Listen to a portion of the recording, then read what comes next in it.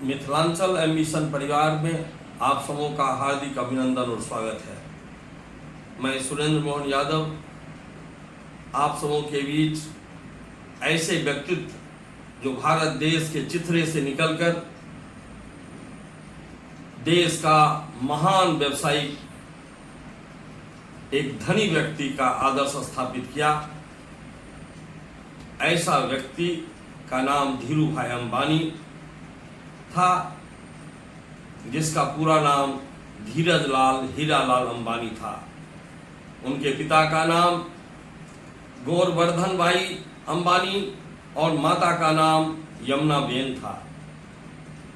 28 दिसंबर 1932 को गुजरात के जूनागढ़ जिले के अंतर्गत मोराबार गांव में वो पैदा हुए थे।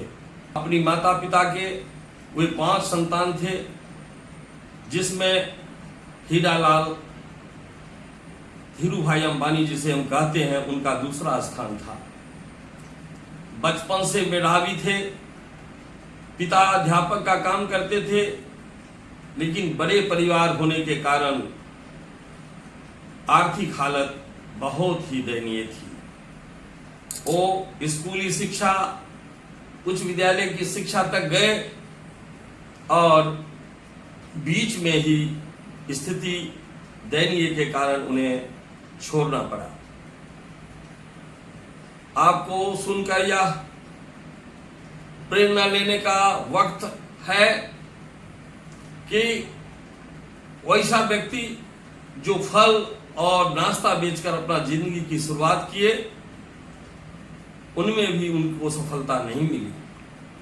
तब वे अपने गांव के निकट नौरीगढ़ जगह का नाम था, जहां पर्यटक आया करते थे, वहां जाकर पकौड़ा बेचना शुरू किए।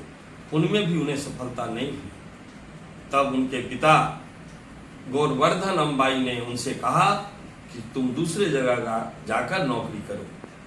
तब तक उनके बड़े भाई रमनीक अंबानी यमन जा चुके थे और वहां वे नौकरी करते थे। उनके बुलावे पर धीरू भाई यमन चले गए। वहां पेट्रोल पंप पर उनको सेल्समैन के पद पर रखा गया। 2 साल में ही वो इतनी प्रगति किए कि वो प्रबंधक के पद पर चले गए, लेकिन उनका मन व्यवसाय की ओर आकर्षित था। वो बार बार व्यवसाय की ऊंची सोच रखा करते थे। उस समय में यमन में चांदी का बहुत बड़ा कारोबार चलता था। चांदी के सिक्के का बहुत आकर्षण था लोगों में। इन्होंने उनसे भी एक अलग हट करके चांदी के सिक्के से, चांदी के व्यापारी में ज्यादा मुनाफा था, उन्होंने लंदन के व्यापारी से संपर्क स्थापित किया। और संपर्क स्थापित करने के बाद वो इस बिजनेस में काफी मुनाफा पाए। तब तक में यमन सरकार को पता चलता ये काफी मुनाफा कमा चुके थे। उस समय में जो उनके कर्मचारी थे वो 25 पैसे की चाय दुकान में जाकर पिया करते थे, और धीरू भाई 1 रुपये में जो जहां चाय मिलती थी एक होटल में वहां जाया करते थे। कर्मचारियों ने इनसे पूछा कि हम लोग 25 पैसे की चाय पीते हैं और आप 1 रुपये की चाय पीने जाते हैं, इसके पीछे क्या कारण है? उन्होंने कहा कि ऊंचा सोच रखने के कारण मैं बड़ा व्यापारी बनना चाहता हूं, इसलिए बड़े व्यापारियों के बीच जाकर के मैं उनकी मानस स्थिति को, मैं उनके विचार को, मैं उनके ज्ञान को सुन करके उस ओर बढ़ना चाहता हूं। बड़ों के बीच रहने से बड़प्पन के साथ साथ बड़ी बुद्धि भी आती है, इसलिए मैं वहां जाया करता हूं। आप सोच सकते हैं कि वो कितने ही ऊंचे विचार और ऊंची आकांक्षा वाले व्यक्ति थे। तब तक में यमन में आजादी की लड़ाई छिड़ गई और सभी भारतीयों को भारत वापस लौटना पड़ा। जब भारत लौट के आए तो उन्होंने अपने चाचा से कहा कि हमें कोई व्यवसाय शुरू करनी चाहिए, और व्यवसाय शुरू किए तो वो हमेशा सीख लेना इस बात के लिए है कि वो रिस्क लेना चाहते थे। वो कहते थे कि बिना रिस्क का कोई गेन नहीं होता है, लेकिन उनके चाचा उनके विपरीत थे। जब रिलायंस की स्थापना की थी उस समय में उनके पास 500 रुपये हुआ करते थे। 3 कुर्सियां और 500 रुपये से रिलायंस की स्थापित करने वाला व्यक्ति रिलायंस इंडस्ट्री तक जा पहुंचा। रिलायंस के सूत के कारोबार, रिलायंस टेक्सटाइल से शुरू होकर संचार और अनेकों इंडस्ट्रीज का निर्माण किया। ऐसा व्यक्ति धीरू भाई अंबानी थे। 1955 में उनकी शादी कोकिलाबेन से हुई। उनके 2 लड़के और 2 लड़की हुई। लड़का का नाम मुकेश अंबानी और अनिल अंबानी है, जिनको दुनिया जानती है, और उनके 2 पुत्री का नाम दीप्ति अंबानी और नीना अंबानी था।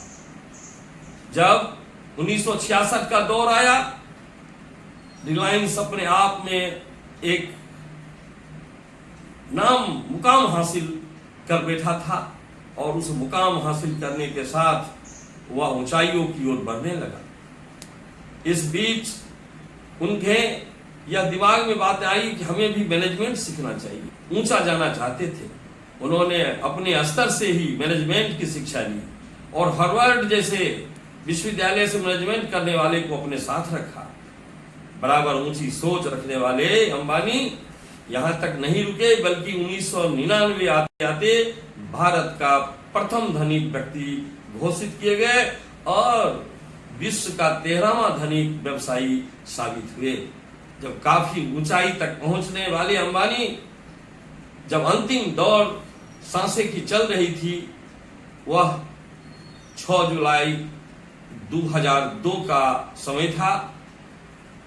मुंबई के अस्पताल में उनका ब्रेन हेमरेज से निधन हो गया। जिस समय निधन हुआ वो 66,000 करोड़ के मालिक थे।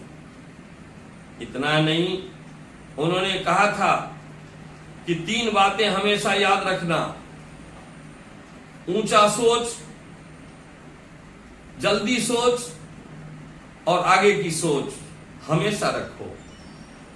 युवा वर्ग में बढ़ने की क्षमता होती है, विकास की क्षमता होती है, उसे अवसर प्रदान करो।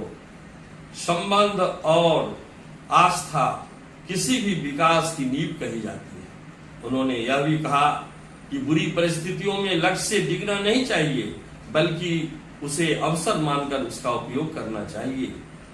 सज्जनों, उन्होंने कहा था कि जो नींव खाया नहीं वह गुड़ का मिठास क्या जाने।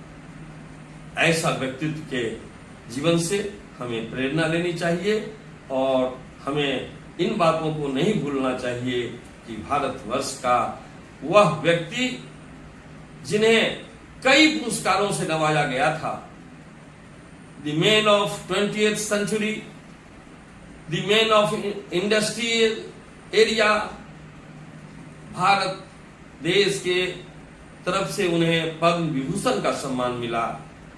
ऐसे व्यक्ति को हम भारतवासी आज भी नमन करते हैं और उनके जीवन से प्रेरणा लेते हैं। धन्यवाद।